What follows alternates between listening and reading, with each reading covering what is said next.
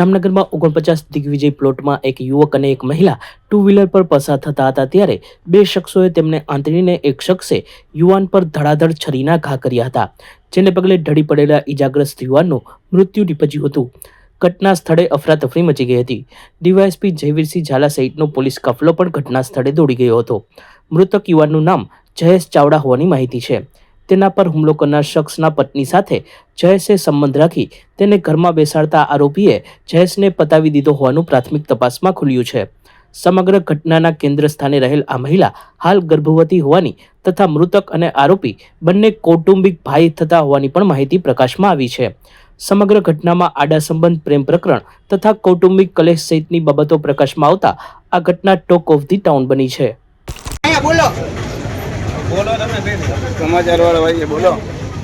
સમાચાર વાળા બોલો.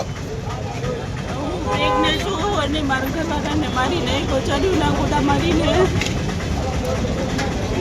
કોણ હતા મારવામાં? કોઈ તમે? બે જણા હતા. એ મારો આગલો ઘરવાળો હતો. એના ઘરના અહીંયા જે બેઠા છે.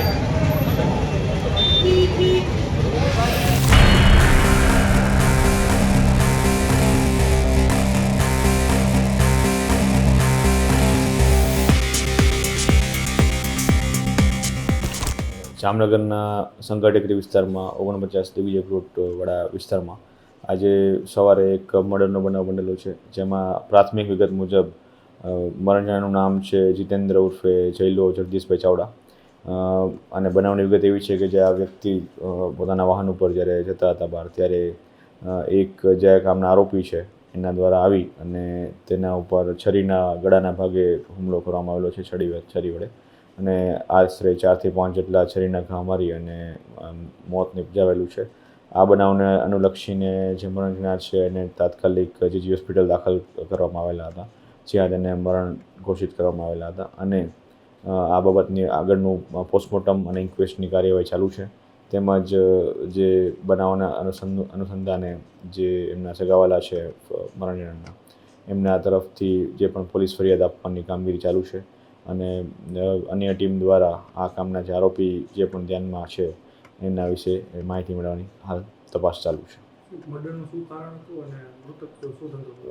પ્રાથમિક દ્રષ્ટિએ જાણવા મળેલી વિગત મુજબ જે કોઈ પણ આરોપી છે એમના પત્ની સાથે જે મરણજનાર છે એમનો સંબંધ હોય અને તેની સાથે રહેતા હોય એમના પત્ની, તો એ બાબતનું કારણ હોવાનું પ્રાથમિક દ્રષ્ટિએ જણાવેલું છે. હવે આગળની બનાવની ફરિયાદમાં શું કારણ આવે છે એ અને તપાસ દરમિયાન શું કારણ નીકળે છે એ હાલ જોવાનું બાકી છે. મારું નામ સોનલ ગુલાબભાઈ પરમાર. અમે છે ને હું પ્રેગ્નેન્ટ છું. મારા 8મો મહિનો ચાલુ છે. અમે છે ને હું ગયા હતા દવાખાને બતાવવા જતા હતા અહીંયા. તો પછી રસ્તામાં ભેગો થઈ ગયો નાની કે ગાડી વાળ, તો આને ગાડી વાળીને ઊભી રાખી. તો એને ઊભી રાખીને સીધો મારવા જ માંડ્યો. છરીના 2 ગોદા મારવા માંડ્યો. કેટલા બધા ગોદા માર્યા. અમે ઘણા મદદ કરવાનું કીધું તો કોઈ મારી મદદ ના કરી. 2 જણા હતા, 2 જણા ગોદા મારતા હતા. એને કોણ હતું એ આગલો જે બીજો કોક હતો ને ભેગો, એ મને નથી ખબર ને. આગલો જે અને બીજો જે છે ને એ મારો ઘરવાળો હતો, આગલો ઘરવાળો. એનું નામ દિલીપ રમેશ ચૌહાણ.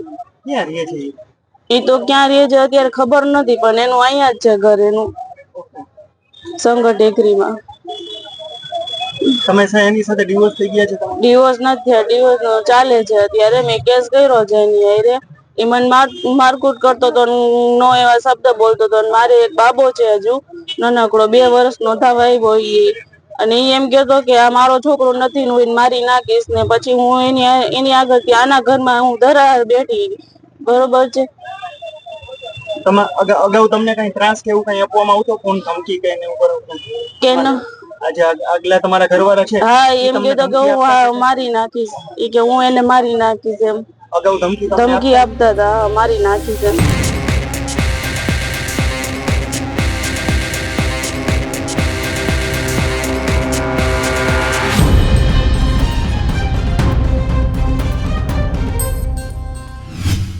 યુનેસ્કોએ ભારતના સૌથી મોટા તહેવાર દિવાળીને અમૂર્ત ધરોહર ઘોષિત કરતા સરકાર દ્વારા ઉજવણી કરવામાં આવી રહી છે, જે અંતર્ગત આજે રણમલ તળાવમાં લાખોટા મ્યુઝિયમમાં 1000 દીવડા પ્રગટાવવામાં આવ્યા હતા.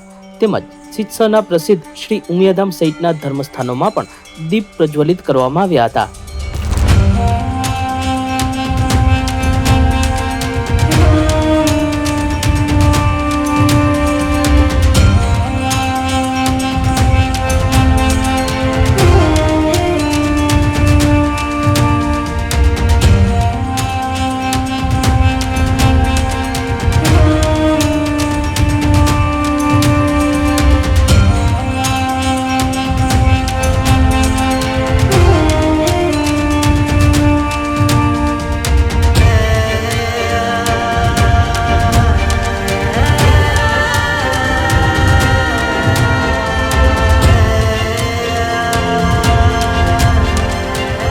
સચોટ સમાચારો સૌથી ઝડપી મેળવવા માટે અમારી